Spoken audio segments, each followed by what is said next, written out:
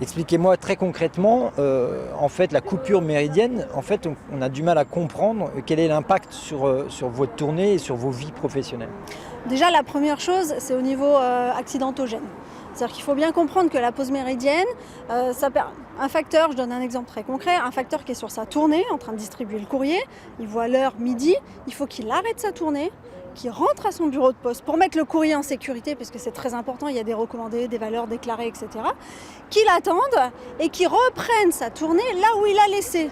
Donc il a beaucoup plus de trajets, donc c'est accidentogène et ça retarde d'autant plus la délivrance du courrier pour les usagers, notamment qui attendent la presse quotidienne, par exemple. Donc ça, c'est une première chose, par exemple.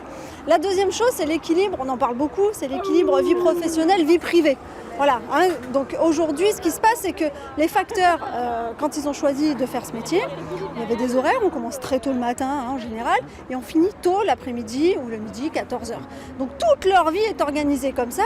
Alors ça va être pour la garde des enfants, c'est le premier exemple qu'on va prendre. Donc maintenant, ils vont finir plus tard, il va falloir trouver une autre organisation. Tout le monde n'a pas les parents sur place, il va falloir payer une nounou ou la garderie, etc. Donc ça va faire des frais supplémentaires.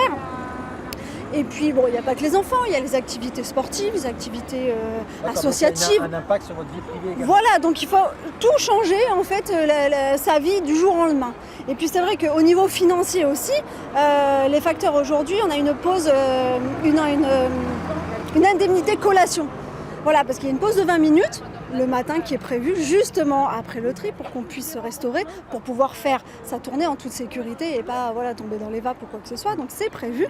Il y a une pause collation qui est de 2 € par jour. Et ça, les facteurs, sur un salaire de facteur, ils vont perdre donc 2 € fois 25. Ils vont déjà perdre 50 €. En plus d'avoir leur vie personnelle complètement perturbée. D'accord, parce que ça ne va pas être payé sur la coupure Non, méridienne. voilà, ce qui se passe, c'est que la pause,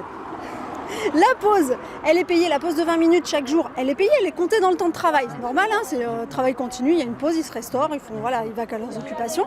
Mais la coupure méridienne n'est pas rémunérée. Voilà, donc on les oblige à s'arrêter, à finir plus tard.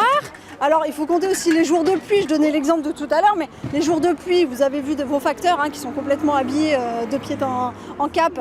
Il va falloir qu'ils se déshabillent en 3/4 d'heure, qu'ils enlèvent tout, qu'ils se réhabillent et qu'ils repartent sur les tournées.